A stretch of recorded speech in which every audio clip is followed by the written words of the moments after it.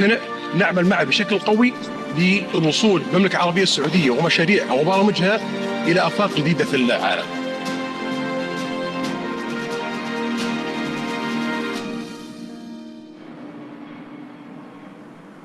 ومشاريعها وبرامجها إلى آفاق جديدة في العالم.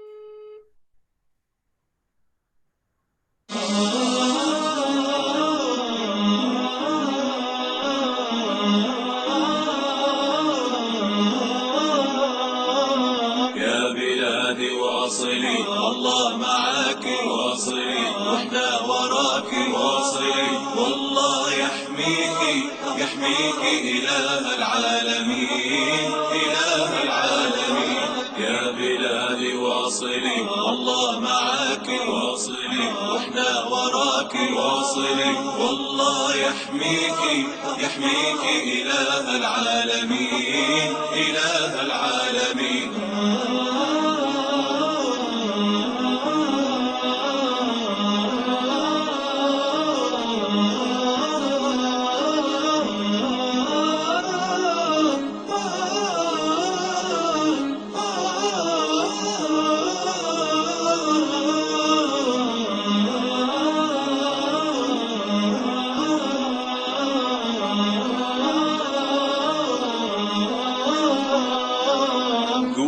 الإيمان بالإيمان والعزم المتين يا بلادي يرتقي الإنسان عن إيمان في دنيا ودين يا بلادي. قوة الإيمان بالإيمان والعزم المتين يا بلادي يرتقي الإنسان عن إيمان في دنيا ودين يا بلادي. يا بلادي قد على شانك قد على شانك قد على شانك وربي لك معين. يا بلادي قد على شانك قد على شانك قد على شانك وربي لك معين. رايتك تحمل شعارك يا بلادي هي في الدنيا منارك يا بلادي. رايتك تحمل شعارك يا بلادي هي في الدنيا منارك يا بلادي. واصلي والله يحميكي يحميكي إله العالمين إله العالمين. يا بلادي واصلي الله معاك واصلي واحنا وراك واصلي والله يحميكي يحميكي إله العالمين إله العالمين. يا بلادي واصلي والله معاك واصلي واحنا وراك واصلي والله يحميكي يحميكي إله العالمين إله العالمين.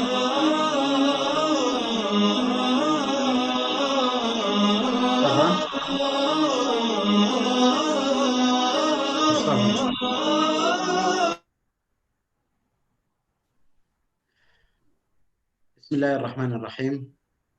مصطفى جاهز؟ مصطفى تفضل تفضل يا فندم. بسم الله الرحمن الرحيم. الحمد لله والصلاة والسلام على أشرف الأنبياء والمرسلين سيدنا محمد وعلى آله وصحبه وسلم تسليما كثيرا. في اللقاء الثاني نلتقي من المنتدى الإرشاد الأسري والنفسي. وقبل أن نبدأ أحب أنبه على الأخوة الحضور الراغبين في الاستماع إلى الترجمة وضع القناة على الفرنسي، والراغبين في الاستماع اللغة الأصلية اللغة الإنجليزية حيث ضيفنا باللغة الإنجليزية وضع القناة على اللغة الإنجليزية. تريد الترجمة تضع على الفرنسي، وإذا تريد لغة المحاضر تضع على اللغة الإنجليزية. اليوم نلتقي في لقائنا الثاني بلقاء مختلف، لقاء يحمل في طياته الكثير من الفرح، ونحن نعيش في اليوم الوطني أو على مشارف من اليوم الوطني للمملكة العربية السعودية. هذا اليوم الذي يذكرنا بتوحيد هذه القارة المتسعة.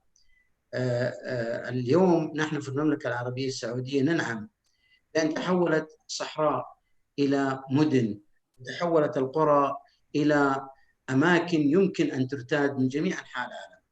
اليوم نفرح ونحن نجد مدننا تضاهي المدن العالمية، نجد جامعاتنا تضاهي الجامعات العالمية، نجد الصحراء حدائق غناء، نجد الإنسان السعودي ينفتح على العالم. اليوم علينا أن نفرح فرحا حقيقيا بهذا التوحد وبهذا التاريخ الذي يشعرنا بما صنعه الآباء والأجداد. صنعوا الفارق، حقيقة صنعوا الفارق. الملك عبد العزيز طيب الله ثراه ومن معه من رجال المملكة العربية السعودية وحدوا القارة. اليوم ونحن ننتقل من الشرق إلى الغرب ومن الجنوب إلى الشمال وبالطائرات وبالسيارات، ونجد الصعوبة في هذه التنقلات والسفريات، فكيف بالآباء والأجداد وهم يتنقلون بالخيل والحمير والبغال والجمال ويعانون من أجل أن تتوحد القبائل ومن أجل أن تصبح راية لا إله إلا الله هي الخفاقة. اليوم نحن من الدول 20 على مستوى العالم، اليوم نحن لنا كلمتنا الاقتصادية والسياسية والعسكرية. اليوم نحن نفرح بهذا التاريخ الذي وحدنا فيه. نحن لا نفرح بالاستقلال أو الخروج من الاستعمار، فوطننا لم نطلقه قدم الاستعمار. نحن نفرح نفخر بهذا الوطن وبشعبه وبأبنائه وبسواعده. اليوم نقول كل عام ووطننا بخير. اسمحوا لي أن أطلت، ففرحة الوطن لها مكانة مختلفة، وأيضا لقاءنا اليوم مختلف، ونحن ننفتح على ضيف من الولايات المتحدة الأمريكية، ضيف يشاركنا هذا الفرحة ويشاركنا العلم ويشاركنا المعرفة. نرحب به وهو الدكتور باتجين خان، وهو يعني أنا أعتقد أنه إضافة كبيرة جدا. أهلا وسهلا بك دكتور، فرحين بوجودك. نعلم أن لديك الكثير سيضيف للمختصين في المملكة العربية السعودية شيء الكثير من العلم والمعرفة. رئيس مجلس الإدارة الأستاذ جزا بن مرزوق المطيري أبى إلا أن يكون معنا، وهو قد افتتح اللقاء الأول مع مدير عام الموارد البشرية منطقة مكة المكرمة، ولكنه اليوم تقديرا لهذا الحضور دكتور خان أبى إلا أن يرحب بك شخصيا، فنترك المجال السريع جدا لأننا تأخرنا لرئيس مجلس الإدارة، فليتفضل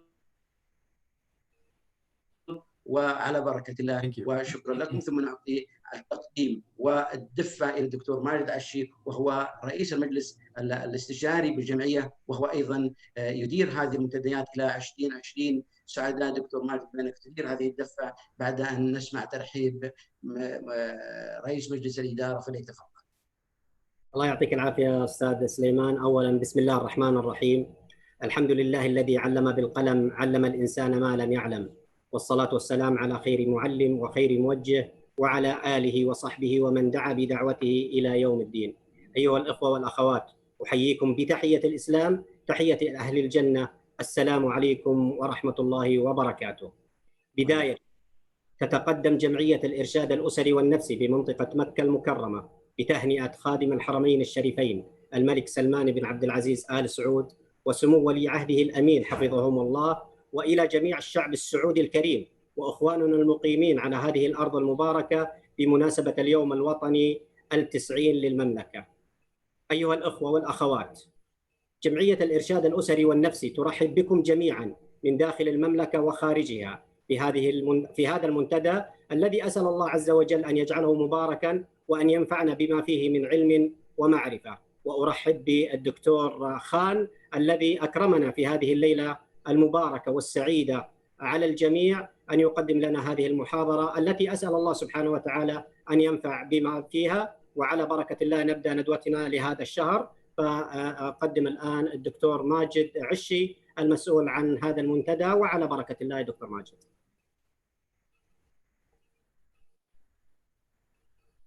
السلام عليكم جميعا وأهلا وسهلا بكم،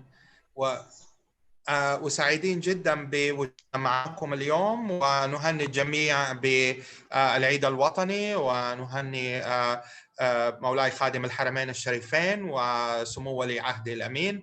وإحنا طبعا هذا المجهود هو برعاية من حكومة المملكة وبتوجيهات طبعا عامة لكل العلماء في الدولة لاستثمار ما تعلموا في مصلحة بناء المجتمع وبناء الدولة، وأيضا مصلحة بناء الأسرة والصحة النفسية عند الأفراد المواطنين والمقيمين في الدولة. بنرحب أيضا بالدكتور ألبتقين خان. الدكتور ألبتقين خان يعني دكتور طبيب نفسي باحث في كلية الطب في جامعة هارفارد، وهو ضمن فريق البحث العلمي عن أثر تجارب الطفولة على المخ. الدكتور خان لديه اهتمامات عديدة، فقد طور اهتمامه باضطراب ما بعد الصدمة والبيولوجيا العصبية للإجهاد الناتج عن الصدمات، حيث قاده هذا الاهتمام إلى دراسة آثار السموم البيئية على نمو المخ كزميل باحث في أقسام الطب النفسي والطب البشري. لديه خبرة كبيرة وواسعة في علم الأعصاب الأساسي، حيث انضم الدكتور خان إلى برنامج أبحاث الطب النفسي البيولوجي في مستشفى مكلين للتركيز على البيولوجيا العصبية للصدمات التنموية والاكتئاب واضطراب ما بعد الصدمة الشديد. بالإضافة إلى عمل الدكتور خان في علم الأوبئة السريرية والقياسات النفسية وتقنيات التعلم الآلي المتقدمة، فإن للدكتور اهتمام عميق بالصحة العقلية العالمية، ويقود جهود التوعية العالمية لمستشفى مكلين في باكستان، وهو منتسب إلى العديد من مستشفيات الطب النفسي والمنظمات غير الحكومية الدولية، ويقدم المساعدة في تطوير وتنفيذ تدابير الدعم النفسي والاجتماعي ومبادرات بناء القدرات للقوى العاملة في مجال الصحة العقلية.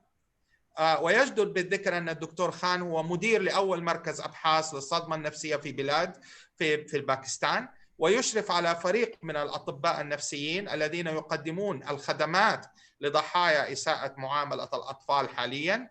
ويعمل الدكتور خان بشكل وثيق مع جمعية الطب النفسي الباكستانية والمؤسسات الأكاديمية الرائدة لتطوير مبادرات وإرشادات جماعية لمعالجة فجوة علاج الصحة العقلية المنتشرة في أنحاء العالم. بالنسبة لمنتدى اليوم، هو استمرار للمنتدى الذي بدأناه في الشهر الماضي، وهو يركز كثيرا على موضوع إساءة معاملة الأطفال وآثاره على الصحة النفسية والصحة الجسمانية، كما سنشاهد أيضا اليوم مع الدكتور خان. المحاور المنتدى اليوم سيتكلم الدكتور خان عن سوء معاملة الأطفال والعبء العالمي للأمراض، لأن سوء معاملة الأطفال تؤدي إلى عبء عالمي مادي وصحي، وسوف يحدثنا عن هذا الموضوع. ولمحة موجزة عن التفاعل المعقد بين مآسي الطفولة والمضاعفات النفسية المترتبة عليها، حيث أن الدراسات وجدت كثيرا أن هناك علاقة كبيرة بين صدمات الطفولة ومآسي الطفولة وبين الحالة الصحية عند البالغين. النقطة الثالثة التي سوف يتحدث عنها هي حماية الطفل كهدف من أهداف التنمية المستدامة. فحتى يتم تطوير المجتمع وحتى يتم تنمية المجتمع لابد من حماية الأطفال حتى ينضجوا ويكبروا ليصبحوا يعني قادرين على الإنتاجية وعلى أن يكونوا أعضاء صالحين في المجتمع. الاعتبارات الإنثولوجية أو الحضارية في أبحاث وتدخلات سوء المعاملة، معاملة الأطفال. هناك طبعا أمور الحضارة تلعب دور كبير في موضوع الأبحاث، وأيضا في موضوع العلاج والتدخل المبكر لحل المشكلة. وأخيرا استخدام الرؤية السلوكية لإعلام السياسة العامة، وكيف يمكن لنا أن نقترح بعض الأمور التي يمكن أن تساعد في حل هذا الموضوع والوقاية منه. وسوف يركز الدكتور خان على دروس من باكستان. يسعدنا جدا تواجد الدكتور خان معنا، ونعطي الآن الفرصة للدكتور خان أن يبدأ. تفضل.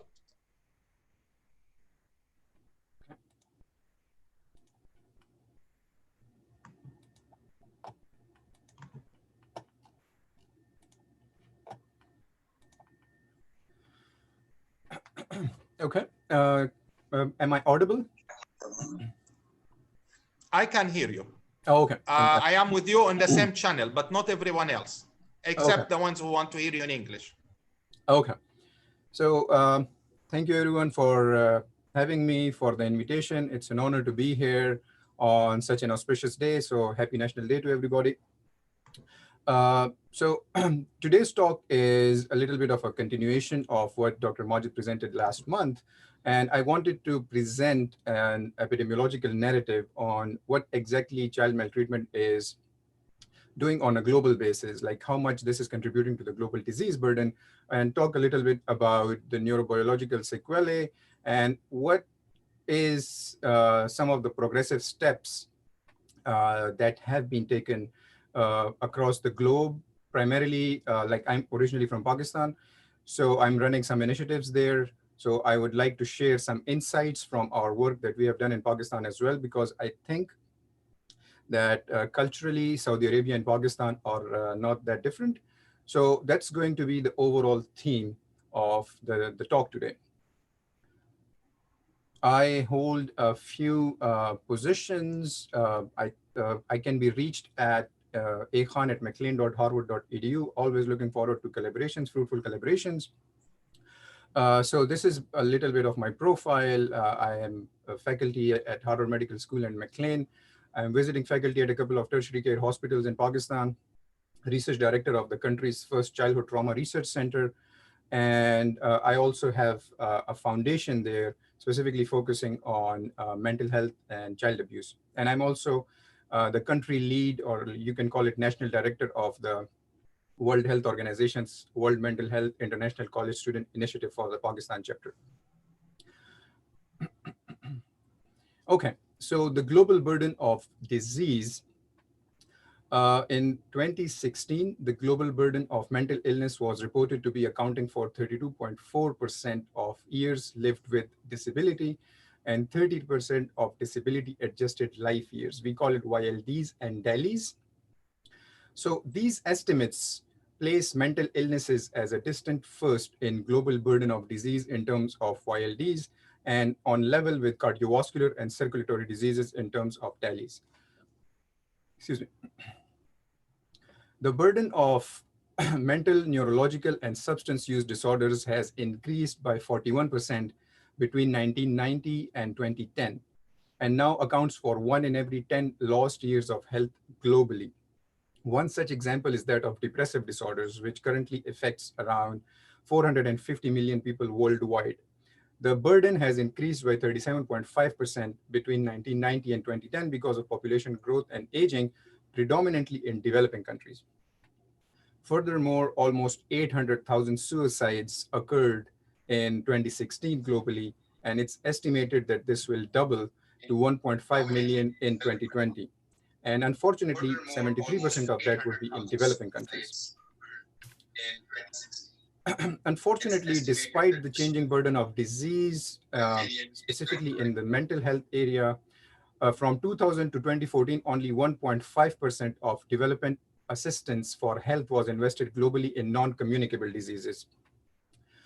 So mental health and these forms of disorders, and actually they account for 82% of YLDs, and mental health only received 0.4% of global assistance, mental health care. This is an old slide, but unfortunately the picture hasn't changed much. So as you can see, mental health does not receive, or it's not on the priority when it comes to mental health budget spending. Even if you look at high income countries, although the global burden of disease keeps increasing. And when you look at low and middle income countries and low income countries, it's absolutely compared to nothing. This causes a significant mental health gap. And for instance, in developed countries, 44 to 70% of patients do not receive treatment. But in developing countries, the treatment gap is close to 90%. One such example of lack of resources because of decreased budget and incentives is the number of psychiatrists in the United States is 28,000 for 330 million people. On the other hand, the number of registered psychiatrists in Pakistan is 450 for almost 220 million people. So where does trauma fit into this, and why study trauma when countries are dealing with so many other things? And so one reason is because it's completely ignored on the global mental health level. And like the global mental health movement started in 2008 after a couple of Lancet panels made recommendations, but still nobody is talking about trauma. We are going to get into more detail of why trauma is so relevant. But just to give you an overview, the vast majority of research and social determinants of mental health has been generated from high-income countries. 90% of the global biobanks are white Caucasian. However, what you see is the greatest health disparities and disease burden are observed in low and middle income countries, developing countries. What we know through 20 years of research is that early life stress, early life trauma, child abuse, these are associated with the population attributable risk, the PAR, associated with early adversity, accounts for 50% of drug abuse, 54% for current depression, 45% for childhood onset acute psychiatric disorders, 65% for alcoholism, 78% for IV drug use. So to put it in a simple way, if you could magically remove childhood trauma, childhood stressors from the society, you can remove 78% of IV drug use from the society. You can theoretically remove 67% of suicide attempts from the community. That makes it a pretty important factor when it comes to global mental health. We know through research that childhood abuse is linked with all of these disorders, generalized anxiety, major depression, bipolar, post-traumatic stress disorder. So that would, it makes sense to look at it from this angle, that if childhood abuse is associated with all of these disorders and mental health issues are rising, childhood abuse is then a critical missing factor, which needs to be on the priority list for global mental health efforts. How did this all start? Psychoanalysts have been talking about trauma, recovery, and these things for almost 100+ years. However, one of the major efforts to quantify childhood trauma started in 1997, when a couple of big researchers, Dr. Vincent Felitti and Dr. Robert Anda, one was at Kaiser Permanente, the other one was at CDC, they came together and they started this prospective study of almost 17,000 people. They have been following them prospectively for since 1997, and some amazing findings have come out. It was a very basic 10-item questionnaire, and focusing on emotional abuse, physical abuse, living with substance abusers, sexual abuse, very basic 10-item questionnaire. And some astounding findings have come from those efforts. We know there is this linear relationship. The more abusive experiences you have in your life, specifically in your first 18 years of life, the more risk you develop, whether it's depression, whether it's IV drug use, whether it's attempted suicide. Some would say that that was an old study, the field has moved and things have changed and all that, but actually in 2011, the Behavioral Risk Factor Surveillance System survey conducted on almost 50,000 US adults also found out that an ACE score of more than 4 was associated with binge drinking, heavy drinking, risky HIV behavior, diabetes, stroke, MI, coronary heart disease, depression, all of these. So if you look at all of these things and the association with adverse childhood experiences, we can make the case that it's not just mental health, but actually childhood abuse is a critical missing factor in the context of global public health as well. So the WHO defines childhood abuse and childhood maltreatment as all forms of physical and or emotional ill treatment, sexual abuse, neglect or negligent treatment, or commercial or other exploitation, resulting in actual or potential harm to the child's health, survival, development, or dignity in the context of a relationship of responsibility, trust, or power. A very extreme example of childhood neglect is what's in front of you. This slide is a very important one. We always make sure to show this in presentations because it just shows you the extent of what neglect can do to the brain. So this is a scan from the Romanian orphan study. And it's a prospective study started at Harvard Medical School. And as you can see, these are two brains. One of them, the normal brain, is of a normal, healthy, developing child at 3 years old, while the other one is a brain of an extremely neglected Romanian orphan who was separated from caregivers at age, as a young infant. And these are both at 3 years old. The PET scan of that similar image looks somewhat like this. So the blue, as you can see, shows no activity or almost less activity. So this is a healthy brain. There are all these healthy activities happening. And then here, you don't see any activity. So as you can see here, the temporal lobes regulate emotions and receive input from the senses. Here, they seem quiescent, which means that such children suffer from emotional and cognitive problems. To be honest, despite 20 years of research globally, and actually like the US has done a lot of work on this. There are like hundreds of labs in the US which are focusing on this, but we don't exactly know how childhood maltreatment gets under the skin. We have a lot of models, but we are still knowing on a daily basis. One of the models which came out of the adverse childhood experiences study is that first adverse childhood experiences happen which lead to disrupted neurodevelopment, which results in social, emotional, and cognitive impairment, leading to adoption of health risk behaviors, leading to disease, disability, and social problems, eventually leading to early death. This is, again, a model that has been around for a while. There have been like no changes. We are looking at it from multiple angles, but this is still valid. And what this model is trying to say here is that it's a combination of multiple things. Age at which maltreatment happens, the types of maltreatment a person has experienced, the number of maltreatment experiences, genetics, all of these affect the brain development. Then you throw in epigenetics, you throw in neuroinflammation, and as a consequence, you result with all these disorders like PTSD, medical disorders, addiction, dissociation. Now, coming back to this, one angle that we have been pursuing for a while now, and I have worked extensively in that area, is called sensitive exposure periods. So what we know from the adverse childhood experiences study is that there is this linear relationship. So multiplicity matters. Irrelevant of the type, if you have had more experiences, you are at higher risk.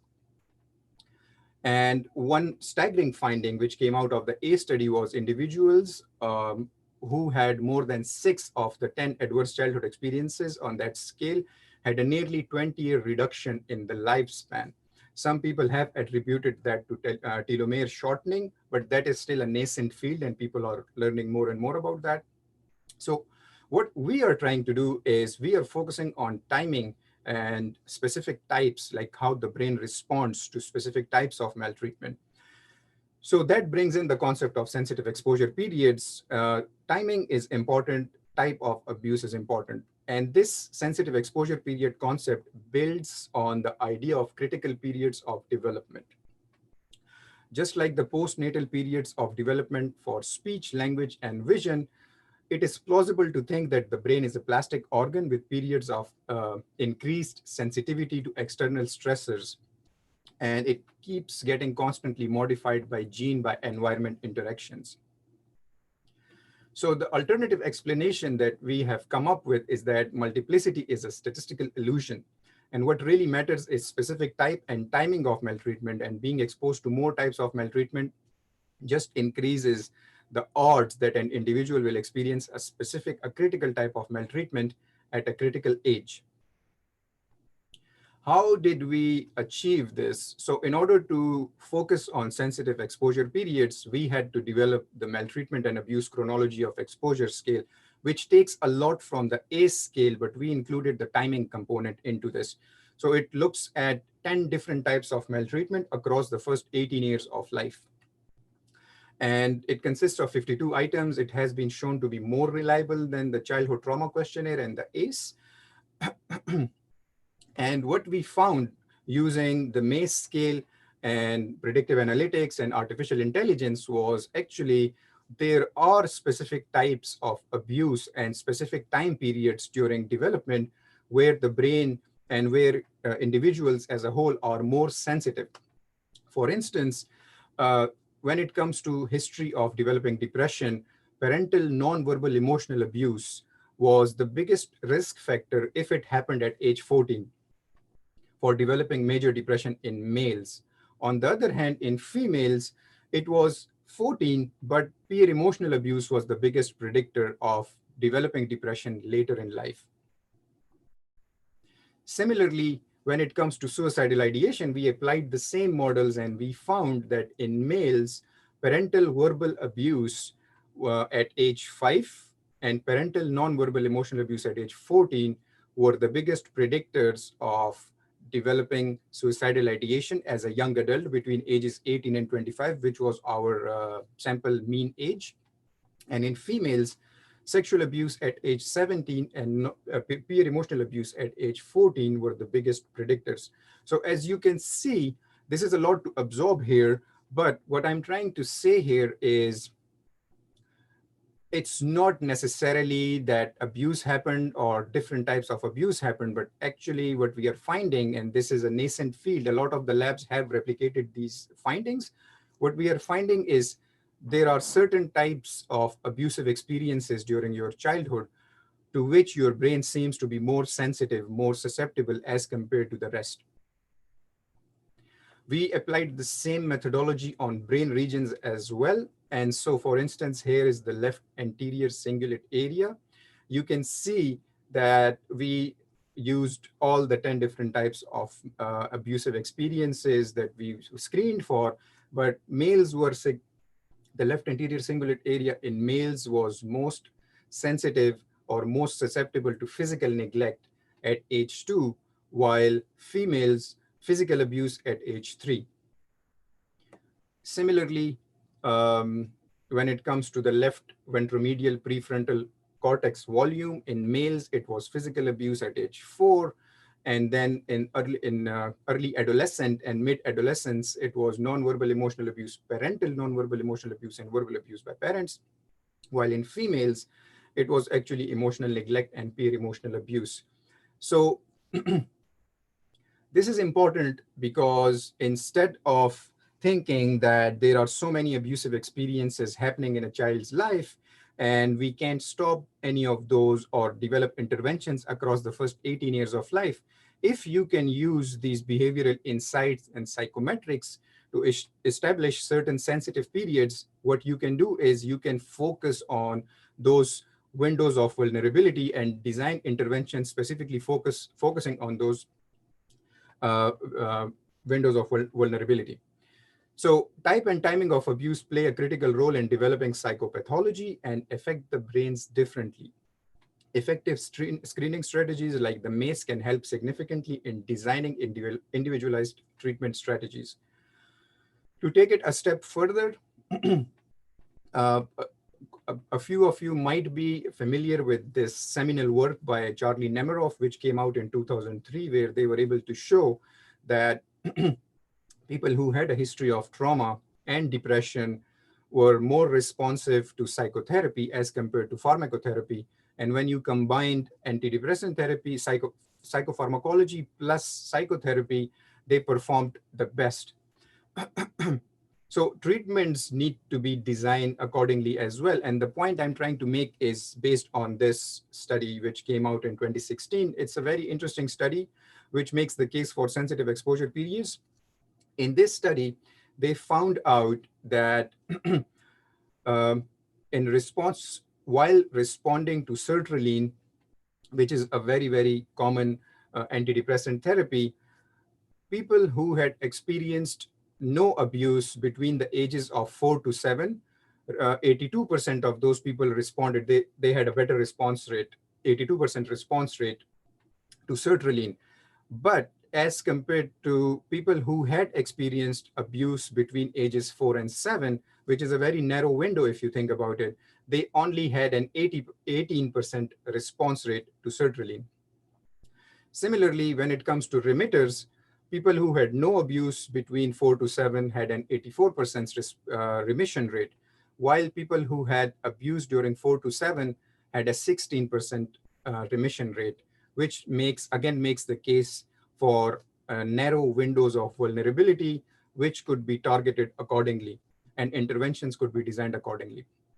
Now, moving a little further, the Sustainable Development Goal, now that I have talked a little bit about child maltreatment and some of the neurobiology behind it, what we know is it's an unfortunate reality, but the 90% of the world's children live in low and middle income countries, and over half of all children, which is approximately 1 billion children, experience violence, abuse, either directly or indirectly. Directly is physical, sexual, and emotional abuse. Indirectly is witnessing violence in homes, like domestic violence, in schools, in communities. As a consequence, rather unsurprisingly, mental disorders are also the leading cause of disability among children and adolescents globally. A very important work by Ron Kessler was done back in 2010 as part of the World Mental Health Surveys, and they looked at 12 childhood adversities, and it was a survey of almost 52,000 adults in 21 countries ranging from low to high income. And what they found was that childhood adversities associated with maladaptive family functioning, example given childhood abuse and neglect, parental mental illness, were the strongest predictors of disorders. At the same time, childhood adversities accounted for 30% of all disorders across all groups of World Mental Health countries. So what has happened as a consequence is the inclusion of a specific target in Sustainable Development Goals, which is 16.2. And target 16.2 is to end abuse, exploitation, trafficking, and all forms of violence against and torture of children. So this brings renewed impetus towards the realization of rights of every child to live free from fear, neglect, abuse, and exploitation. How realistic it is to achieve this by 2030, I am not sure, but it's definitely a step that was much needed. One thing that is outlined, the first policy action outlined in the SDGs, is the implementation of national social protection systems if you want to achieve SDGs. And studies have already started emerging. One such example is social protection was associated with significant adolescent risk reductions in 12 of the 17 gender disaggregated SDG indicators. So these interventions, social protection, these things do work if as a society, as a nation, as a country, you just focus on it, that this needs to happen and we need to come together to address an issue like this. So now to share a little bit of our work from Pakistan and what we have done, many of you would know Pakistan and Saudi Arabia share a very, very close link. And it's one of the most geologically and geographically and culturally diverse countries in the world, although not that big. So every country has its own story to tell. Just to briefly walk you through, Pakistan suffered $126 billion losses due to terrorism in 17 years. If so much money is going in one direction, you won't expect a lot to go in the direction of healthcare, and more specifically, public mental health. 2.8 million people were displaced by militancy and counter-militancy military operations. Some of you might have come across studies where they showed that 40% of the refugees meet criteria for PTSD. And IDPs tend to have more severe PTSD and complex PTSD as compared to even war veterans. Okay, floods displaced close to 14 million people in Pakistan between 2008 and 2013. An estimated 75,000 people were killed in the 2005 earthquake. Nearly half of them were children. 65% of the study participants met the criteria for probable PTSD in one study. As a consequence, the current mental health landscape looks like this. The patient population is predominantly female at 69%, 46% children or adolescents. As you can see, given the history and the socio-political situation, the commonly diagnosed presenting symptoms are neurotic and stress-related and somatoform disorders, and followed by mood disorders. Inpatient admissions are from affective disorders mostly, and from stress-related and somatoform disorders. According to Aga Khan University, which is one of the premier institutions in Pakistan, 50 million, which is like 1 in 4 of the entire population, of which 20 million are children, require psychiatric treatment. Prevalence of postpartum depression is the highest at 31% in South Asia. Up to 80% prevalence of antenatal depression has been reported in the Khyber Pakhtunkhwa province, which was most affected by terrorism and natural disasters and stuff like GBV and okay. So speaking of GBV, gender-based violence, it's an ethnological consideration, how different cultures look at things differently. Like in Europe, there is this push for women rights, which is justified and all that. But if you look at the broader picture, different cultures look at things much differently. Like for instance, Thomson Reuters did a survey, and they found that 53% of girls aged 15 to 19, as compared to 34% of boys aged 15 to 19, thought that a husband or partner was justified in hitting or beating his wife or partner under certain circumstances. So why bring this in? Why focus on this? It's an extremely critical area because it's interconnected with childhood adversity so much.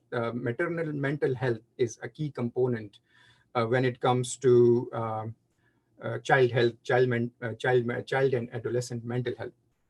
So some of the findings are in research are that young girls who experience abuse as a child are more likely to experience further re-victimization in adulthood.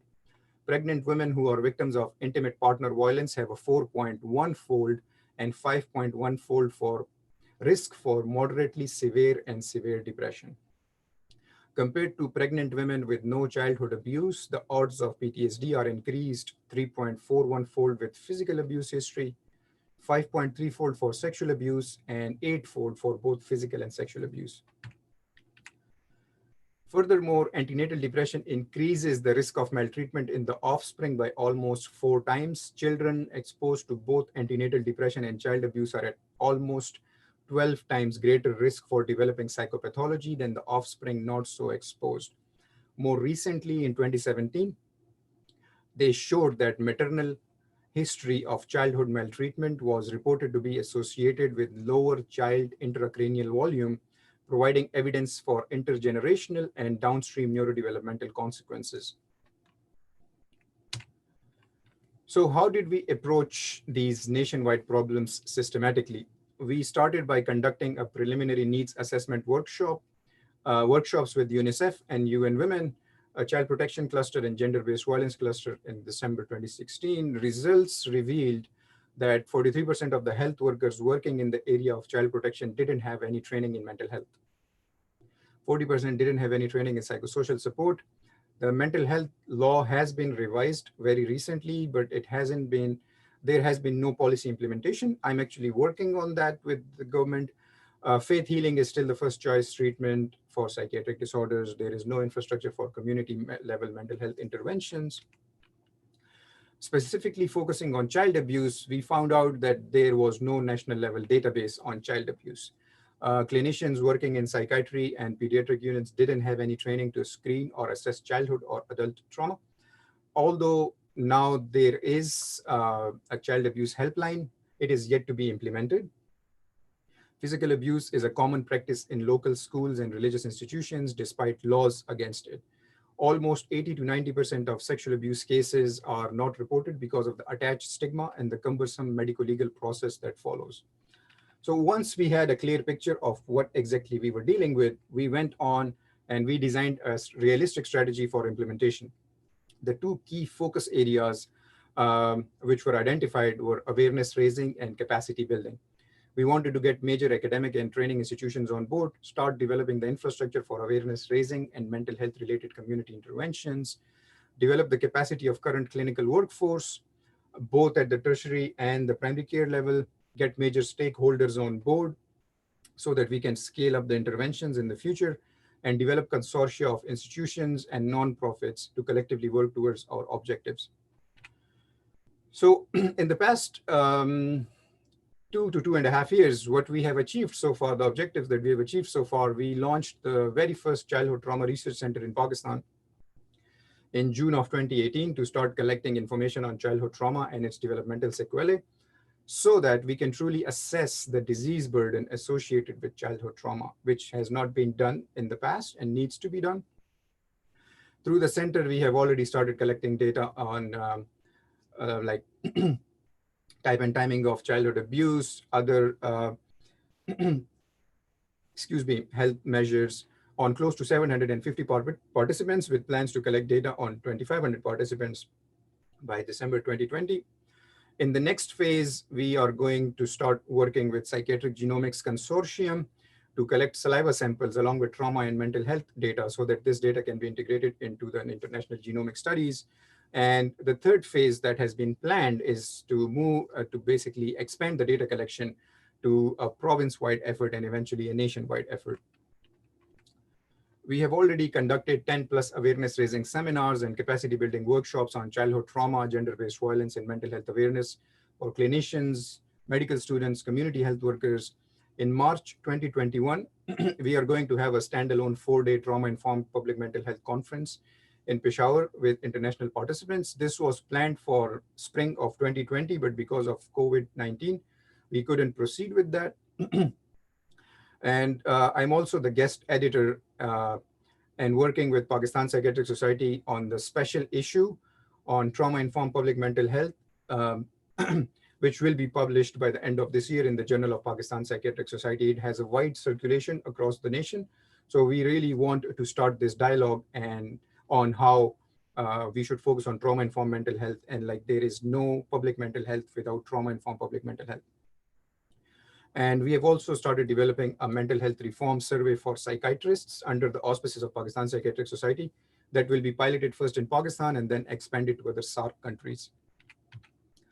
We are also developing an online 6-month diploma program on childhood abuse, GBV, and public mental health for clinicians, which will be initially made available to collaborating institutions and then to the broader workforce. One interesting thing here is we have the best community infrastructure of lady health workers. We have approximately 110,000 lady health workers, and each of them has a catchment area of 1,100 people. Their focus is mainly on nutrition and basic healthcare because of government and like INGO priorities like the Gates Foundation, which is a big funder. But what we are planning to do is to use this infrastructure and integrate components of mental health screening and parental awareness regarding child abuse and these things. So this way we could reach millions of families by just small interventions. In terms of getting the key stakeholders on board, we have a verbal agreement. We just got a verbal agreement with the Directorate of General Health Services, which is the largest body in the province for healthcare services. And also we started working with WHO to study the mental health of community health workers in conflict zones. These are significant milestones in terms of getting the key stakeholders on board. And lastly, the World Mental Health International College Student Initiative, I would like to just take a couple of seconds to talk about this. It's a new branch of the broader WHO World Mental Health Survey Initiative. I think one of the group members is leading this initiative in Saudi Arabia as well. I can't recall her name off the top of my head, but I think this intervention is being implemented in Saudi Arabia. So the goals are epidemiological, to establish an epidemiological basis, infrastructure for the development and testing of internet interventions for mental health problems, and dissemination of evidence-based interventions in participating colleges. So we have just submitted a major grant to Higher Education Commission as a 7-institute nationwide collaboration. We are also working on making the maze shorter so that it could be used online and it's more accessible that way. We have a sample, a target sample of 20,000 students focusing on early life stress, their current mental health, objectives and goals in life, study performance. All of these things would go into the mix. And this is actually as like part of the effort to establish the disease burden associated with early life stress. Additionally, the consortium of international experts, clinicians, and academicians, which has come together as a result of these efforts, has led to development of a trauma-informed mental health think tank. It was heavily endorsed by the Pakistan Psychiatric Society. We are working with the Higher Education Commission to develop this into a trauma-informed policy guiding institution. Lastly, a couple of positive surprises. I always try to mention this because of the skepticism around these initiatives. So the level of participation by the psychologists and especially female medical students has been overwhelming. It's as if they knew these problems were all around them, but didn't know what to do about it or whom to turn to. Social media played a big role. There are pros and cons of social media, but what we found, the Pakistani community seems to be much more aware of their problems and issues as compared to a few years ago. I think it has a lot to do with social media. And that's why we have started working on developing dedicated local Facebook groups. We are working on developing a web resource. It's going to be managed by McLean in collaboration with Pakistan Psychiatric Society. And it's going to be culturally appropriate. So it's going to address mental health issues from a culturally sensitive perspective as compared to people logging into like CDC website or McLean website and knowing about things from the American perspective. We are developing a resource so that people can know about these things in a culturally sensitive way from their own perspective, from a Pakistan-oriented perspective. And telepsychiatry definitely seems to be the way to go for us because we are just never going to have enough psychiatrists and psychologists to meet the immense need. So we're trying to address a lot of this through telepsychiatry. A couple of problems we faced, it was interesting. It wasn't with academic institutions, but with government institutions such as the Directorate of Health Services. Because of at times the troubled US-Pakistan relationship, we felt at sometimes that those people were apprehensive that data gathering, trauma-focused interventions might have some hidden motive. Academic institutions felt that they wouldn't get a say in their efforts or their staff would just be used for data gathering. When I was there, I go there every 6 months. A couple of researchers from high-income countries were politely denied or rejected for this reason. Some people felt they wouldn't get adequate representation, but that was pretty much the extent of it. Despite all this, McLean currently leads 2 consortia in Pakistan. We have a consortium of major academic institutions and clinical centers that focuses on developing guidelines and healthcare delivery, including Directorate of General Health Services, Pakistan Psychiatric Society, Khyber Medical University, which is the premier public health institution in the province, Health Services Academy, which is the public policy guiding institution for the federal government.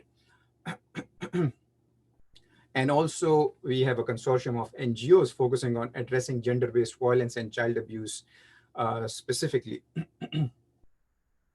So I would like to thank each and every one of my collaborators and staff, as this was always meant to be a team effort.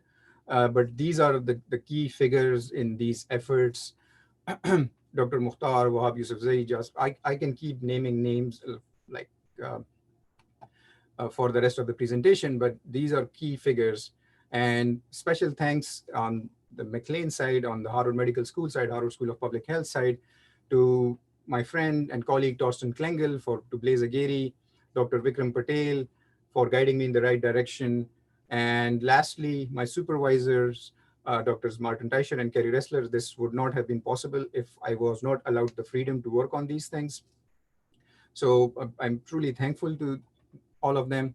Some of the snapshots from the presentations that we have conducted over the past couple of years. And before I say thank you, the concluding remark would be, it does work. You basically, when you think about child protection and how to develop interventions, how to actually develop guidelines, you can get overwhelmed very easily. These things can make you overwhelmed. We have heard things like, yes, child abuse is bad, but what can we do about it? We can't stop it and all that. But the thing is, you have to come together as a community, as a group of scholars, as a think tank, and then start working toward it. Once you start working toward it, you will realize the problems, and then you can start working on the problems. But the step has to be taken. It's very interesting that this presentation happened on the National Day of Saudi Arabia, because Saudi Arabia has been going through this like really reformative phase. And I think this area, the public mental health area, is an area which could use some significant reforms globally. So maybe Saudi Arabia can lead those reforms and all that. So I think this is an area that definitely needs work, and that's that. So thank you very much for attending this seminar, and I'm honored to be part of the seminar.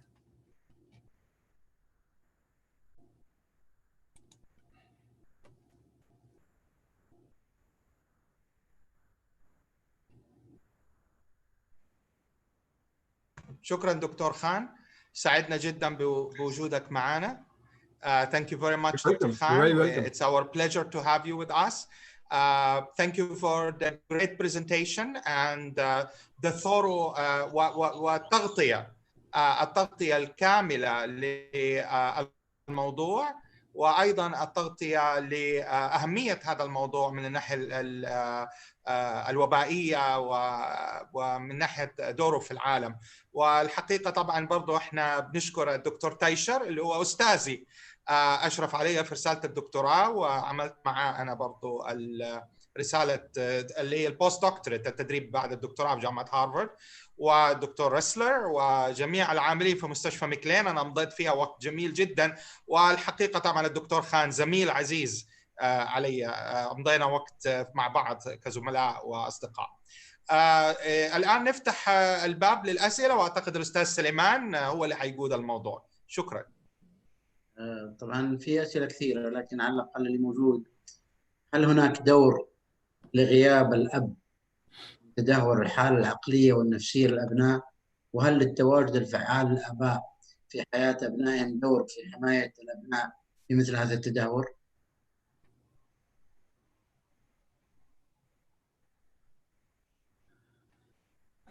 Okay. It's a very interesting question, and I think it has a lot to do with qualitative research. What we do know is you can either consider this as a form of physical neglect in childhood, because the absence of father can result in physical neglect by the child not getting his physical needs met. Or you can have this as, if the family is well off enough, you can consider this as falling under emotional neglect by the father. Not like the mother can fulfill the needs of the child, the physical needs, but emotionally a father figure is not there. So what we know is definitely physical neglect and emotional neglect are both risk factors for developing psychiatric disorders later. the how part is still under consideration. Like, as I said, we don't exactly know how each of these abusive experiences get under the skin to manifest in a certain way. But that's the one of the reasons for doing epidemiology. You first establish an evidence base through epidemiology, and then you go further deep into these neurobiological understandings. But what we do know is both physical neglect and emotional neglect are risk factors for developing adult psychopathology.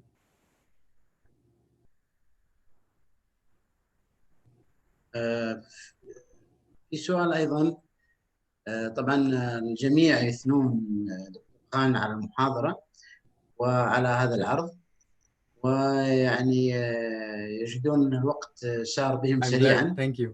شكرا لك باسمهم جميعا.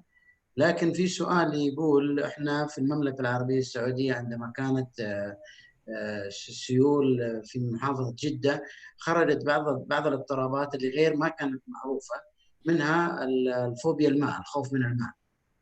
ويعني ممكن أغلب العاملين في المجال ما كانوا يعرفون هذا التشخيص بشكل مباشر. من خلال دراستكم دكتور، السؤال يقول هل في يعني بعض الاضطرابات، هل في اضطرابات يعني تم مثلا إدراجها ضمن التشخيصات المعروفة بناء على نوع معين من سواء الأحداث الطبيعية من فيضانات أو إرهاب أو شيء، وبالتالي أصبحت يعني مشخصة بناء على أو نوع جديد يخرج في بعض المناطق بناء على هذه الحوادث أو هذه الكوارث الطبيعية؟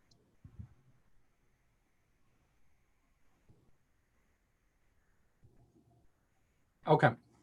So I would like Dr. Majid Ashi to chime in on this as well. But my understanding of this is a lot of the stuff that we do in countries like Pakistan, India, South Asia, and across the globe has its limitations. It has its limitations from the point of view that we primarily rely on the DSM, which is the standard manual for diagnosis.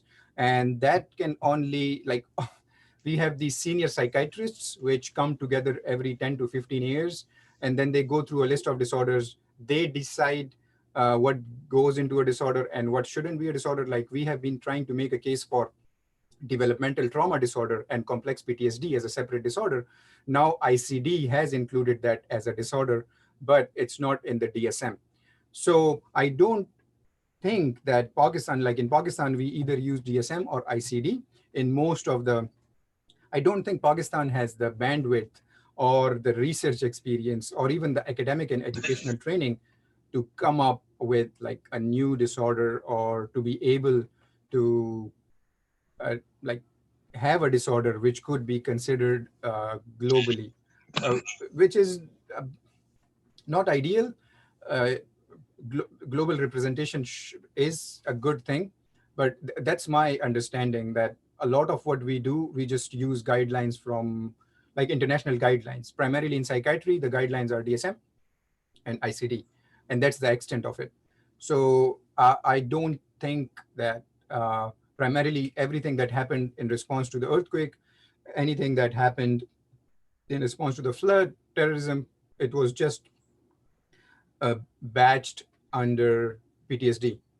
So mild PTSD, moderate PTSD, and severe PTSD. There are people who are still suffering in many ways. They develop complex PTSD, but DSM doesn't have a diagnosis of complex PTSD. So yeah, that's the limitation of what we are doing in low and middle income countries. I wonder what Majid has to say about that, but yeah, these are my thoughts on the stuff that we do in Pakistan.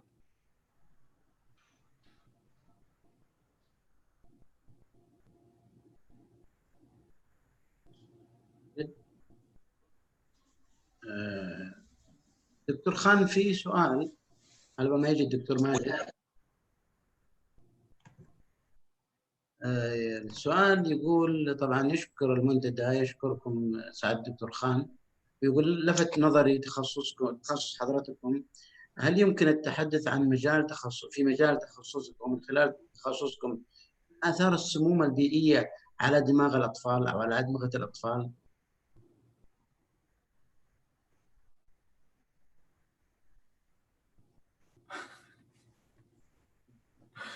Okay.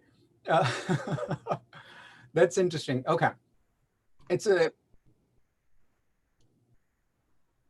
Are you asking me or Majid? You're asking me?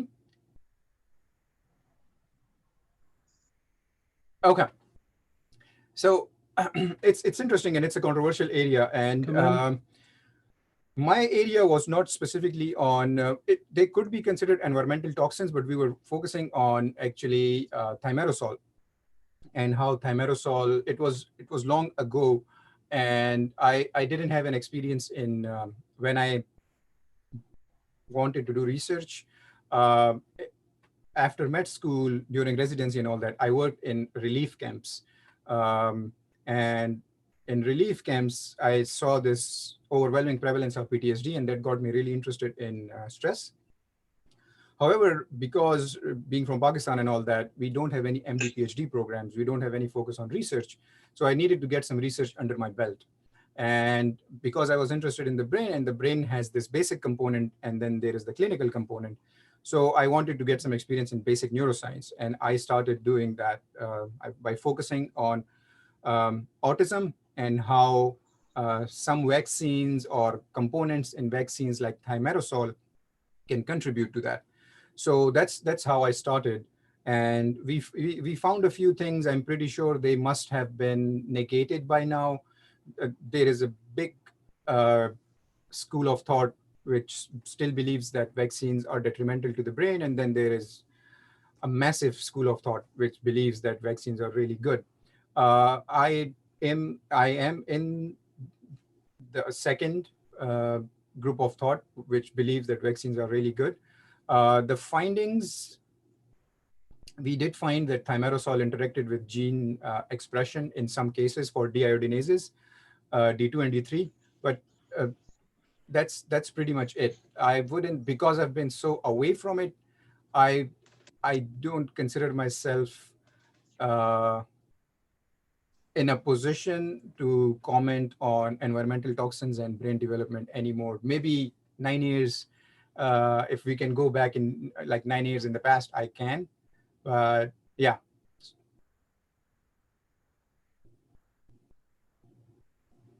دكتور ماجد، عندك تعليق على السؤال الأول؟ إيش هو السؤال لو سمحت؟ أعتقد كان متعلق بالأحداث أو الكوارث الطبيعية اللي تحدث في بعض الدول أو تحدث في بعض المناطق، وما تفرز من اضطرابات قد تكون محدثة جديدة، أو قد تكون غير معروفة في منطقة أو تحدث في مناطق أخرى، مثل ما حصل في المملكة سيول جدة، عرفوا المختصين فوبيا الماء يعني. نعم. الدكتور خان طلب مشاركتك يعني. اوكي طيب، اهلا وسهلا. بالنسبه للصدمات النفسيه عموما، ممكن ان هي ممكن تؤثر في الحاله النفسيه من خلال ما يسمى بالارتباط الشرطي، اللي هو learning او conditioning. So people ممكن للأشخاص أنهم يربطوا ما بين يعني حدث معين وردة فعل معينة عاطفية لديهم، وممكن من الناحية في تركيب المخ أن يكون هناك ارتباط في الشبكات العصبية ما بين جزء الذاكرة وجزء الانفعال العاطفي. جزء الذاكرة ممكن يكون الهيبوكامبس، وجزء الانفعال العاطفي اللي هو ممكن يكون الليمبيك سيستم. فاللي بيحصل هنا انه بتتكون عملية ارتباطات عصبية ما بين الذاكرة والانفعال العاطفي، وكل ما كان الإنسان بيقضي وقت انه يحاول يفكر في الحدث اللي حصل، سواء كان صدمة بيئية او صدمة عاطفية او إساءة معاملة، يعني كل ما هو بيفكر في هذا الموضوع أكثر، فبيزود الارتباط العصبي اللي ما بين جزء الذاكرة وجزء رد الفعل العاطفي. فأحيانا كثير الصدمات النفسية إذا كانت قوية وشديدة ممكن أن هي تربط ما بين ذكريات معينة وانفعالات عصبية معينة. العلاج النفسي اللي هو الكوجنيتيف بيهيفيرال ثيرابي أو العلاج الفكري السلوكي ممكن أنه هو بيخفف من هذه الارتباطات من خلال تكوين شبكات عصبية جديدة، يعني في عملية العلاج النفسي ممكن أنه يخفف من الارتباط ما بين الذكريات وما بين الانفعالات العاطفية. فيعني في والابحاث مستمره في هذا المجال، يعني بنحتاج وقت لنعرف، ولكن ليس مستغرب انه صدمات نفسيه بيئيه ممكن ان تؤدي الى انفعالات عاطفيه وخوف من امور معينه. يعطيك العافيه دكتور. طبعا في دكتور عبد العزيز يبغى يسال مباشر، لكن قبل ما يسال الدكتور عبد العزيز اذا كان الاخوان يقدرون يعطونا المايك، في سؤال دكتور خان يقول ازمه كورونا، طبعا ازمه كورونا الان عالميه، اثرت على الصحه النفسيه للاطفال والكبار. كيف ممكن نحلها؟ كيف نتعامل معها؟ هذا سؤال من اخت عبير. Okay. So if you guys can invite me again in like a few weeks or a few months, I can talk more about that, because we just concluded 2 studies on COVID-19 and mental health. One was done in the general community, and the other was done in healthcare workers. We were also focusing on job satisfaction in healthcare workers who had to do the COVID-19 stuff, although they didn't want to because they were scared for their families.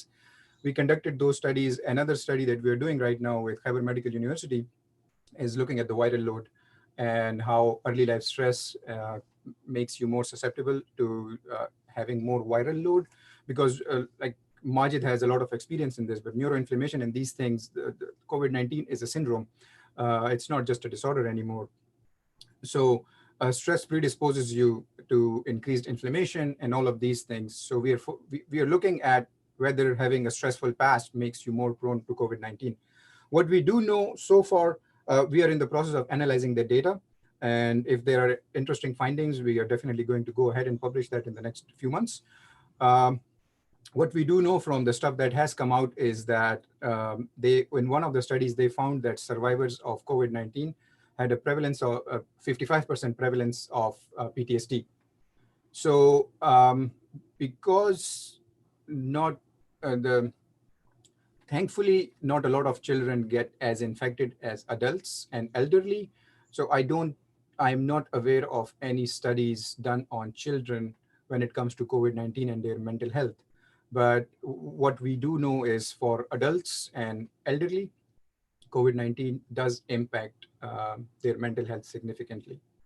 And it's such a new disorder that we are still knowing on a daily basis. If people are publishing, the other day, JAMA is the state-of-the-art journal. Somebody published just 3 paragraphs of research, but because everything is new, we are still learning. It's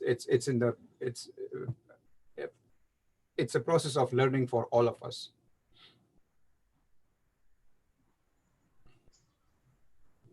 إذا سمحتوا لي يعني ممكن أقول حاجة برضو في الموضوع ده أستاذ سليمان؟ الله يخليك.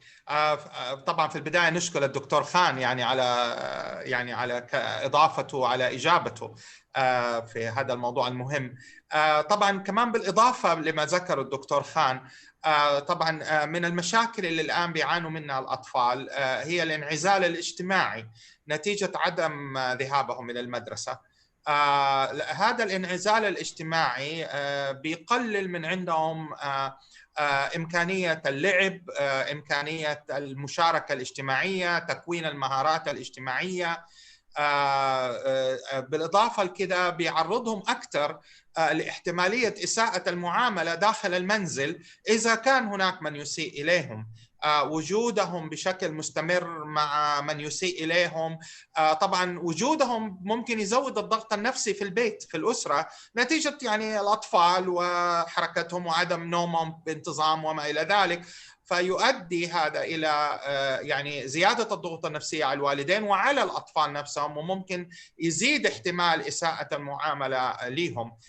كمان بالإضافة إلى هذا الموضوع، وجودهم بانعزالية عن أهلهم، عن أقاربهم، عن المدرسة، بيمنع عنهم الحصول على المساعدة المطلوبة. من المرشد الطلابي في المدرسة، من زملائهم، من أهاليهم، أنهم يحصلوا على نوع من المحبة، على نوع من الحماية إذا كان هناك إساءة معاملة. فطبعا الأمور بتحتاج إلى تعويض.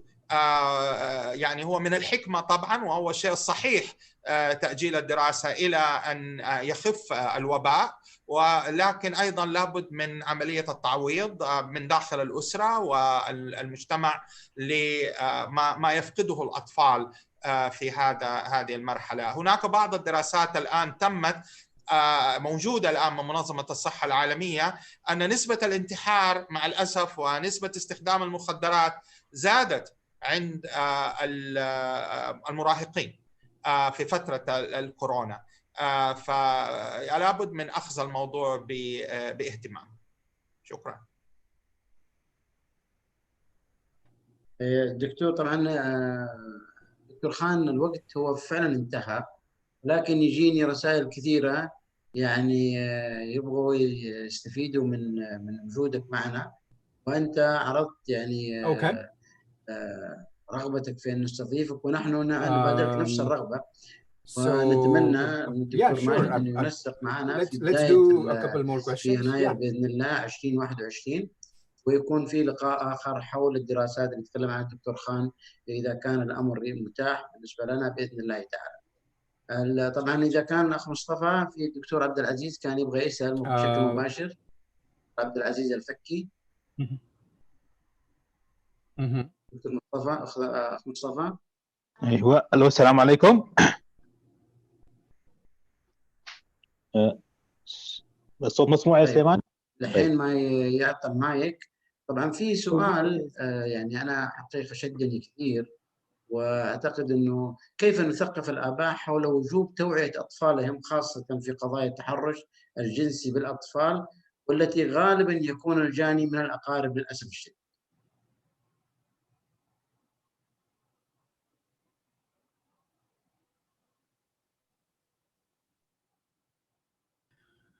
All right. This has been one of the thorniest issues to bring up, to discuss.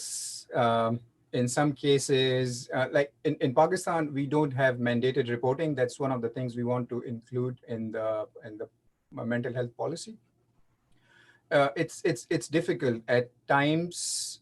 We have known that there was something going on at home, and we had to come up with the best possible solution in order to not endanger the child, because we don't have these systems in place. Where I'm not exactly sure about how it works in Saudi Arabia, but in Pakistan, we don't have the systems in place where these like youth services, and we're working with one institution which was set up by the government, but it's a work in progress.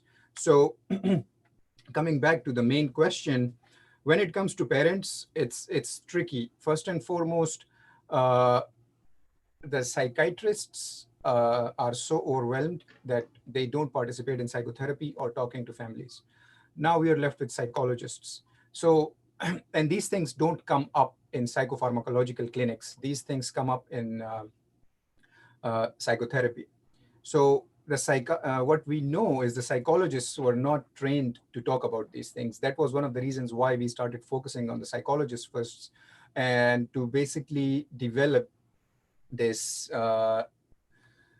network of institutions and diploma programs so that the clinical workforce can at least first understand this and screen for this and know more about this, and then we can think about interventions. In terms of the parents, what we are doing is we are trying to work with the psychologists to have a better understanding how to approach the parents, how to work around the system, and also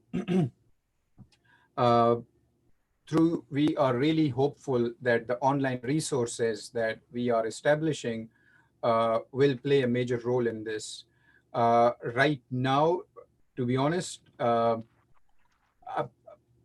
it's just the fact that I can't say that we are in a position to, like, we have a model for intervention when it comes to families.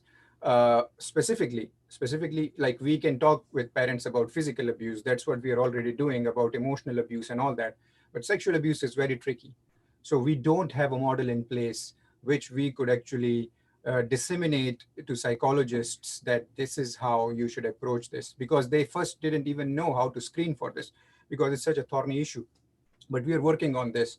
We are hoping that through these surveys, and we do focus groups every few months. So we are trying to know from the psychologists how like, when they encounter such a case where they are suspecting this, how to talk about this, how to bring this up. Should you take the mother into confidence, how the mother can actually have this conversation with other adults and all of these things. That is still in the progress. We have figured out the best ways for physical abuse, emotional neglect, and these things. Not the best ways, but the ways that seem to be working. We don't have any concrete guidelines to train the psychologists for approaching the parents about protection from sexual abuse, unfortunately.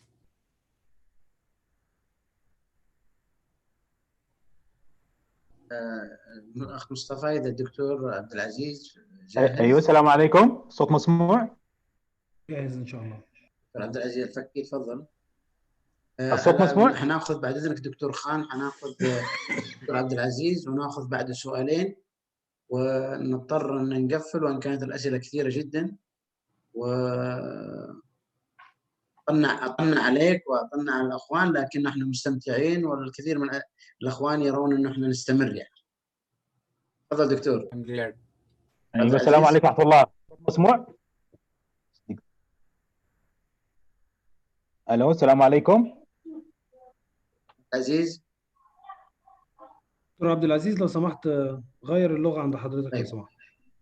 ناخذ سؤال إذا سمحتوا لي. عبد العزيز.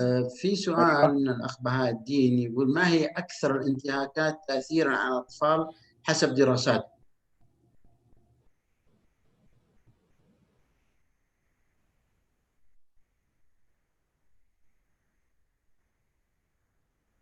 Okay.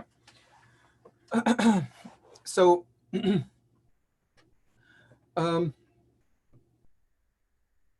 okay.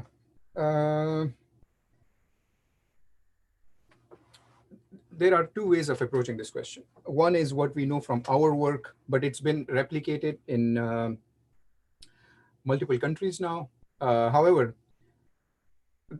two ways of approaching this is, one is the ACE, where they just talk about multiplicity, and the more experiences you have, the more risk is there for developing psychopathology. Now, with this other approach, what we are finding, and one of the reasons why I took a while to answer this question is, we have had a pretty big sample. So we had a 2,000 plus sample. Out of those online surveys, out of those 2,000, we invited 675 participants, which I interviewed and all of those things. And that's how we came up with these hypotheses. However, what we are finding is, I wouldn't say that one size fits all. What we found was peer emotional abuse in early adolescence was the biggest risk factor for, you would think other things, but it was the biggest risk factor for developing depression in females. Excuse me, while parental nonverbal emotional abuse at 14 was the biggest risk factor for developing depression in males. However, the problem here is, I wouldn't say the problem, but the issue here is, this is one demographic.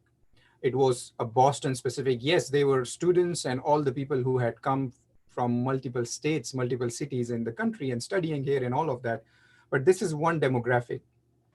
So we are always very interested. Something similar has been published from the German group that we are working with. There is an Australian group which is doing the same thing. There are a couple of others. So it's one size doesn't fit all. We are very interested in what others are finding, because we think that our findings might be limited by the fact that this is one demographic. If we go to inner city, or if we go to like Alabama or Mississippi or Saudi Arabia, that's one of the reasons why we are doing it in Pakistan, is we want to know like how culture plays a role in this and how other things play a role in this. And also stress is a subjective experience as well. So if culturally something is considered normal, whether that can act as a stressor or not for the child, whether it's a normal thing for them, these things need to be considered.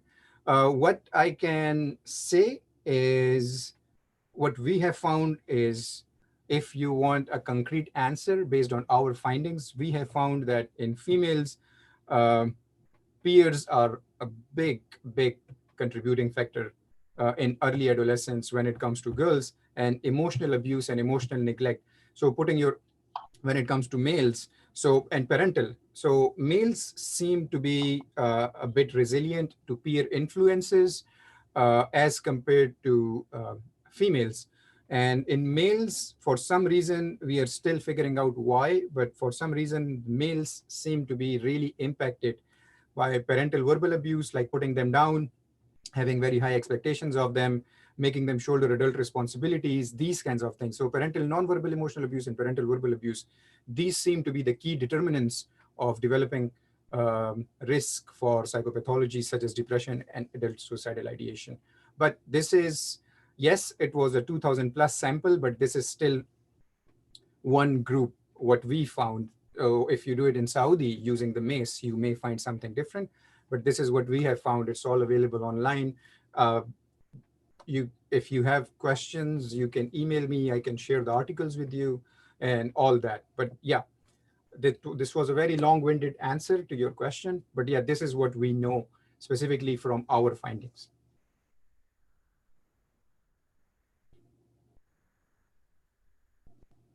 الو السلام عليكم، مسموع الصوت الآن؟ ماجد عندك تعليق؟ لا والله ابدا. في الحقيقه الدكتور يعني خان يعني اجابته وافيه يعني في هذا الموضوع. احنا طبعا بنحاول دائما بنلاقي اجابات سهله بسيطه، ولكن اللي بيقوله الدكتور خان انه الموضوع يختلف حسب يعني جنس الشخص، المرأة اللي بيأثر عليها، وجدت الدراسات غير الرجل.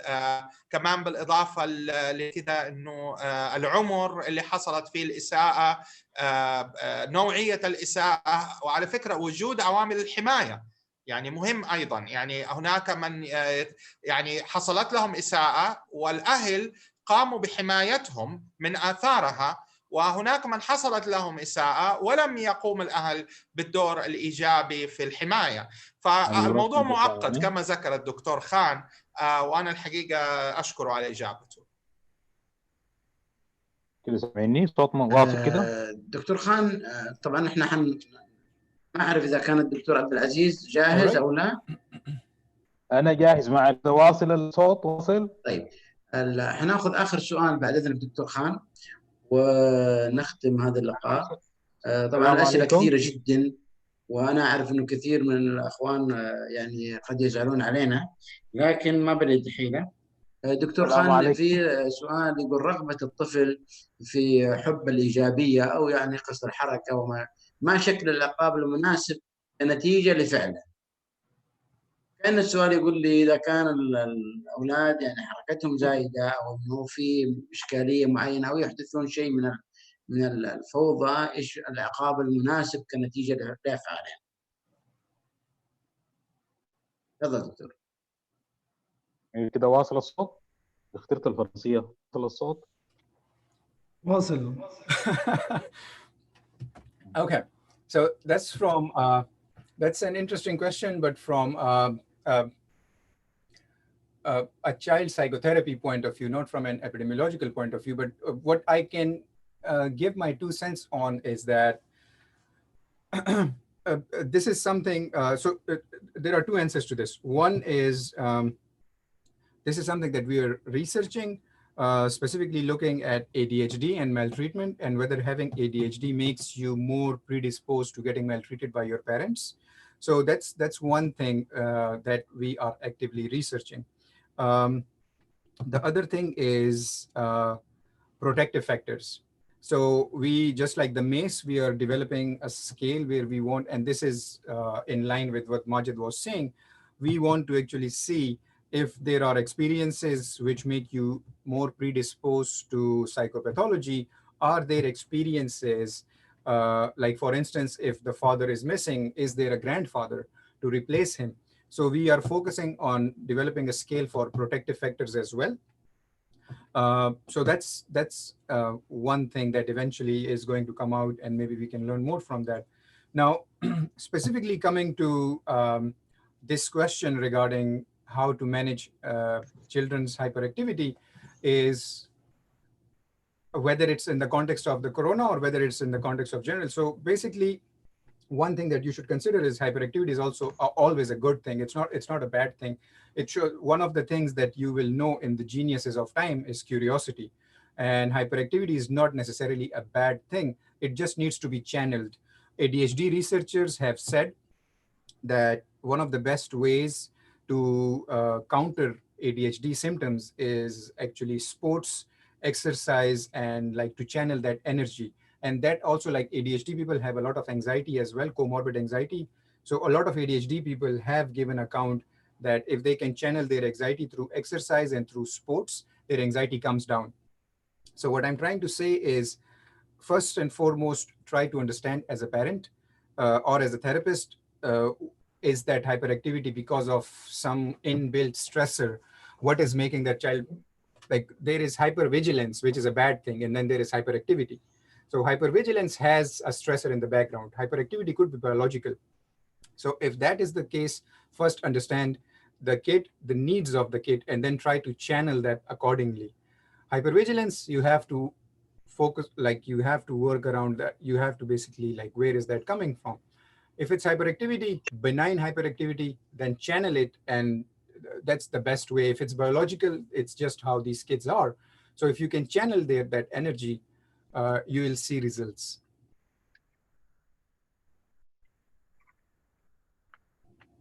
دكتور خان، يعني نعجز عن الشكر. شكرا لك. كان لقاء مثير. You're welcome. كان فعلا لقاء That's my question, Suleiman. نعم. I'm glad. دكتور عبد العزيز، Well, I should thank Majid for the invitation. Hello, عبد العزيز، Dr. Khan. أهلا وسهلا. And actually the council on family Thank you for relations. this special event. I'm really excited about these special events from Harvard to Saudi Arabia. And I think now Saudi Arabia is leading countries for this is science-based evaluation. Yeah. My questions and comment about in psychiatry, in clinical psychology, we use this all about post-traumatic disorder. But you know that now the literature, there is what we call post-traumatic growth, okay, and we about resilient child. Do you think that can we do something in our schools, in our families, that to raise a resilient child or a culture of resiliency that can, once we know that trauma is most of the time is inevitable. So why don't we have programs for training for the kids in the school or in families about to have more resilient child, so we are going to have less post-traumatic disorder? Thank you.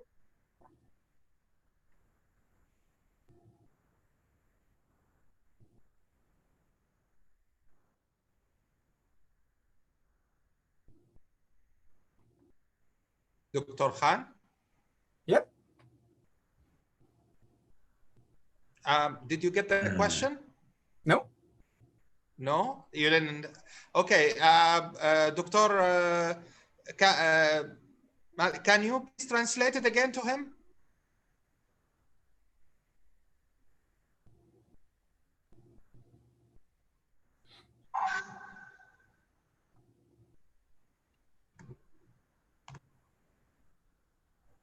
دكتور ماجد.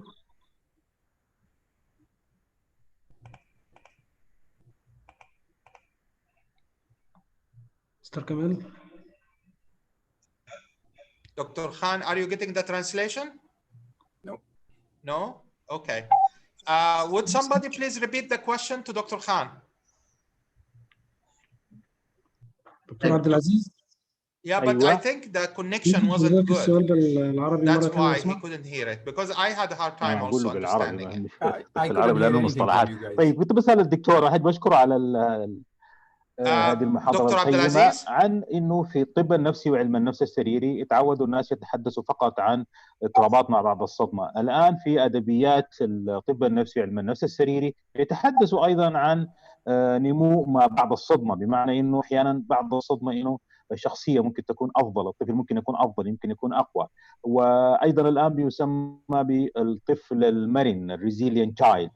فليه ما في الآن بروجرامز بتهتم في المدارس وفي الأسر عشان نبني أطفال مرنين أكثر، بحيث إنه حتى لو حصلت الصدمات يكون فعلا الأثر أقل أو عدد الناس المصابين باضطراب ما بعد الصدمة أقل.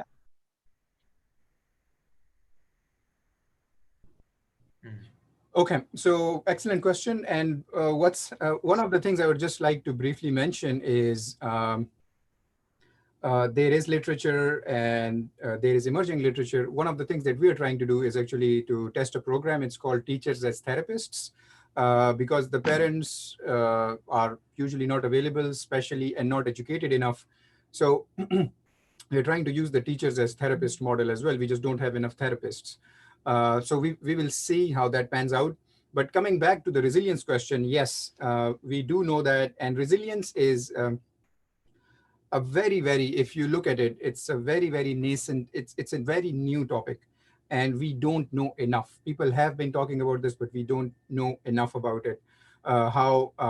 Because one of the things that we found, I will share that, is we had this concept of eco-phenotype, where we thought that if you have someone who has a history of maltreatment with depression is different than if you have someone who has no maltreatment and depression. If you look at the literature, the treatment protocols are different, the presentation is different, the recovery pattern is different. So we were thinking of this as the eco-phenotype concept. However, from the brain, from the neurobiological point of view, what we are noticing is that there is this one group in the middle which comes out as resilient at the end of the day. But when you look at their brain morphology and their network architecture, it seems as though they experienced those adverse experiences, but for some reason they developed some compensatory mechanisms. So they seem to be compensated rather than resilient. So we don't know when will they break again or whether they will break ever, but it seems as though that their brain patterns are, in terms of their architecture, there is some kind of compensatory mechanism going on. So when it comes to complex PTSD, definitely it needs to be included. Psychiatrists need to know more about this. And then in terms of intervention, one of the reasons why we are doing these sensitive periods, for instance, peer emotional abuse at 14 for females, now that we know, we can focus, we can talk to schools about this, that instead of focusing on like developing policy programs or initiatives which will focus on the child from age 1 to age 18, why don't you just start by focusing on age 14? And that way, then we have a colleague who just recently defended her PhD thesis, and that was on school connectedness. So children who actually felt more connected in their schools had less depression, less current depression, as compared to children who didn't feel well connected in schools. So the point being, we are still learning so many things. Through that colleague, I came to know that through schools, you can intervene so much, but unfortunately, no one is thinking along these lines, or like only recently people have started thinking along these lines. So definitely there is a lot that can be done. And I strongly believe that the schools could be an extremely powerful outlet to mitigate these risks which these children experience in their household. So yeah, that's again a long-winded answer, but these are my thoughts.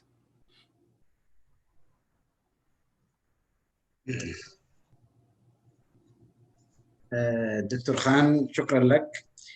شكرا دكتور عبد العزيز الحسن اللي تتداخل معنا، والدكتور عبد العزيز الحسن هو ضيفنا للشهر القادم بإذن الله. حيحدثنا في الشهر القادم عن الصحة العاطفية أولوية، والدكتور عبد العزيز الحسن هو دكتوراه علم نفس سريري، ويعني لديه العديد من الخبرات، ولعلنا في الشهر القادم بإذن الله نأخذ استفاضة في تعريف عنه. دكتور عبد العزيز شكرا أنك تداخلت معنا، وننتظرك في الشهر القادم بإذن الله.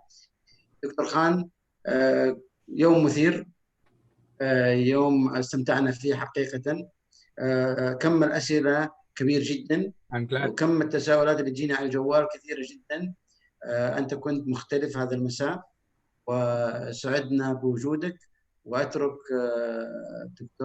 الدكتور عبد الماجد عشي بأنه يختم هذا اللقاء، ونسأل الله سبحانه وتعالى التوفيق، ولقاءنا في الشهر القادم بإذن الله. تفضل دكتور ماجد.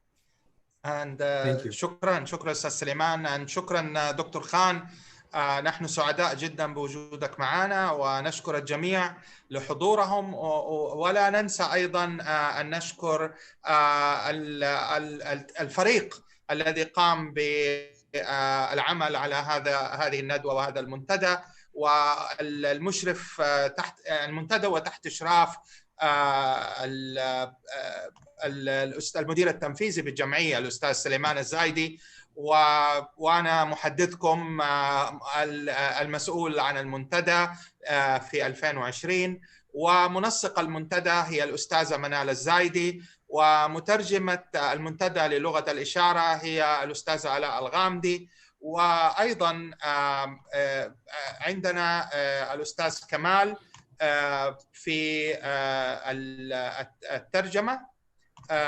نشكر الأستاذ كمال أيضا على مجهوده في الترجمة، وأيضا نشكر كل الفريق الموجود معنا، ومن التقنية ومن جميع الفرق الموجودة الآن. لو تذكر لي بس الله يخليك اسم الأستاذ في التقنية لو سمحتوا، لأني بحاول ألاقي اسمه ونلاقي، لازم نذكر اسمه. الأستاذ مصطفى، الأستاذ مصطفى والأستاذ رامي، وشركة إيفنت روب اللي هي الأستاذ رامي. نعم أيوة، نشكرهم جميعا. نعم، يعني الشكر موصول للجميع بإذن الله. والأستاذ طبعا جزاء المطيري، يعني نشكره جدا على وجوده معنا، وهو يعني من الأهم يعني الموجودين هنا.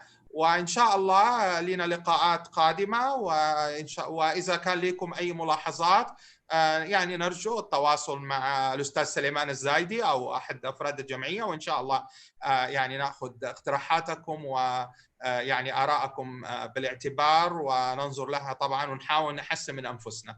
وشكرا دكتور خان. شكرا لكم جميعا، مع السلامة. Thank you very much. مع السلامة. Take care everybody. Take care. شكرا جزيلا.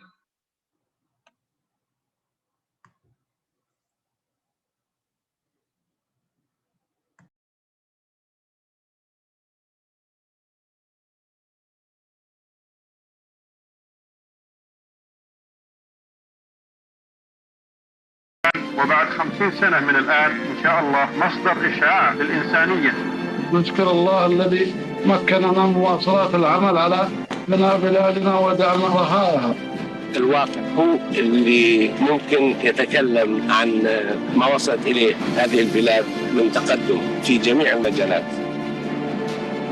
هي الأمانة والمسؤولية تجاه ديننا ومصلحة وطننا وإنسانه، وعملنا على مواصلة البناء وإكمال ما سبقونا ملوك هذه البلاد رحمهم الله، وذلك بالسعي المتواصل نحو التنمية الشاملة المتكاملة المتوازنة بمناطق المملكة كافة. واليوم لدينا شعب مقتنع، نعمل معه بشكل قوي للوصول بالمملكة العربية السعودية ومشاريعها وبرامجها إلى آفاق جديدة في العالم.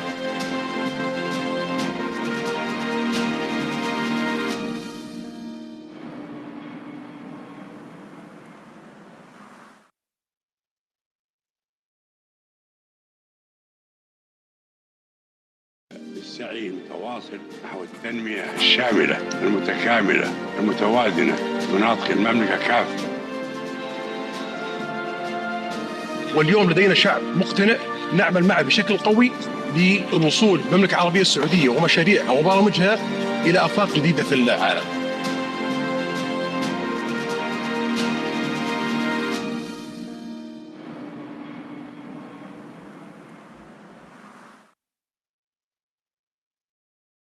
جامعتنا، وليس لنا جامعة نجتمع عليها إلا جامعة الكتاب والسنة.